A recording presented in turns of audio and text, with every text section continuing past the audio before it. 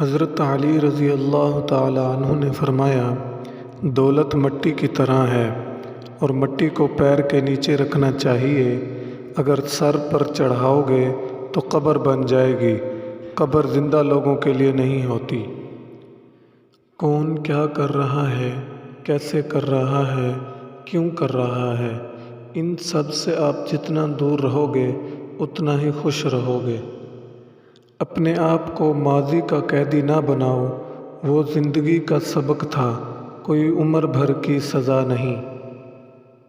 الفاظ چابیوں کی مانند ہیں، ان کا صحیح استعمال کر کے لوگوں کے منہ بند یا دل کھولے جا سکتے ہیں۔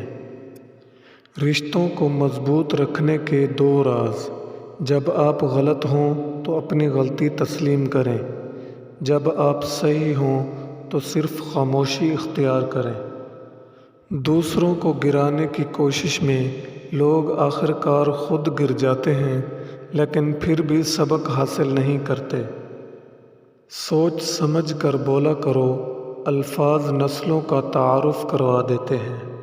حضرت علی رضی اللہ تعالی عنہ نے فرمایا، یہ دنیا بھی کتنی عجیب ہے، ایماندار کو بے وقوف، بے ایمان کو عقل مند اور بے حیا کو خوبصورت کہتی ہے۔